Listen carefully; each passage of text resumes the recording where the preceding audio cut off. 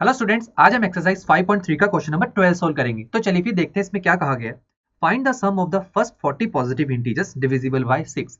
मतलब हमें पहले 40 पॉजिटिव इंटीजर्स का सम निकालना है जो कि 6 से डिवाइड हो सके। अब ऐसे कौन से पॉजिटिव इंटीजर्स होंगे? तो देखिए बहुत इंटरेस्टिंग है। देखिए जो नंबर्स 6 के टेबल में आते हैं, वो नंबर्स पक्का है 6 से डिवाइड भी होंगे। जैसे कि 6 1 ज़ा 6, 6 से डिवाइड होता है, तो पहली टर्म तो हमारे पास आ गई 6 जो कि है पहली पॉजिटिव इंटीजर। उसके बाद देखिए 6 2 ज़ा 12। अब मतलब 12 भी 6 से डिवाइड होता है, हमें पता है। तो मतलब सेकंड हमारे पास पॉजिटिव इंटीजर है 12।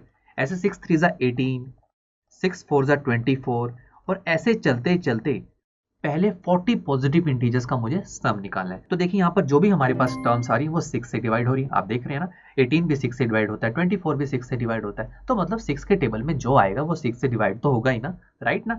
चलिए अब हमारे पास ये लिस्ट ऑफ नंबर्स आ गए और ये लिस्ट ऑफ नंबर्स एपी हैं। अब एपी क्यों है ये आप खुद चेक कीजिएगा। कंडीशन में आप बता देता हूँ कि इसमें हर एक नंबर्स के बीच का जो डिफरेंस है ना वो हमेशा सेम आने वाला है। 12 में से 6 माइनस करेंगे 6 आएगा, 18 में से 12 माइनस करेंगे फिर से 6 आएगा, 24 में से 18 माइनस करेंगे तब भी 6 आएगा। ठीक है, ये आप खुद चेक कीजिएगा।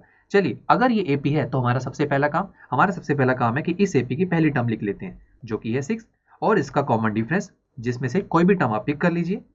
12 पिक करते हैं, उससे पहले वाली टर्म 6, तो आंसर आएगा 6। अब देखिए जो 6 12 18 24 ऐसे चलते चलते जो पहले 40 पॉजिटिव इंटीजर्स होंगे ना जो कि 6 से डिवाइड हो रहे होंगे उसका मुझे सम करके बताना है। मतलब मुझे सम करना है पहले 40 पॉजिटिव इंटीजर्स का। तो यहाँ पर देखिए n की वैल्यू क्या होगी 40, बिकॉज हमें 40 पॉजिटिव इंटीजर्स का सम करना है। 40 टर्म्स होंगी ना उनका सम करना होगा। तो चलिए हमारे पास सम के दो फॉर्मुलाज हैं, देख लेते हैं कौन सा बेस्ट फिट बैठ रहा है सम निकालने के लिए।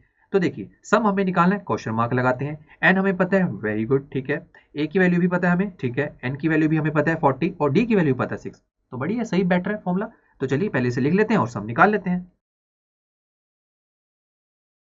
तो देखिए ये फॉर्मूला हम यूज कर रहे हैं, तो अब इस फॉर्मूला में जो हमारे पास गिवन की क्वांटिटीज हैं उसकी वैल्यूज पुट कर देते हैं। तो देखिए एस एन हमें निकालना है, बट एन की वैल्यू हमें पता है कि सम ऑफ 40 टर्म्स हमें निकालनी है।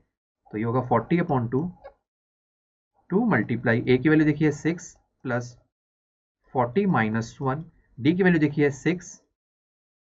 ओके फ्रेंड्स, तो देखिए आगे चलते हैं। Sum of 40 terms is equal to, ये हो जाएगा देखिए 20, ये हो जाएगा 12 प्लस 40 माइनस 1 39 इंटू 6। तो आगे बढ़ते हैं। 39 मल्टीप्लाई 6 ये हो जाएगा 234। ये देखिए 12 प्लस 234 ये हो जाएगा 246 और सम ऑफ 40 टर्म्स अब हो जाएंगे 20 मल्टीप्लाई 246, ये आपके सामने आएगा 4920। इट मीन्स दोस्तों जो पहले 40 पॉजिटिव इंटीजर्स होंगे ना जो 6 से डिवाइड होते होंगे उनका जो सम है वो हमारे सामने आया है 4920।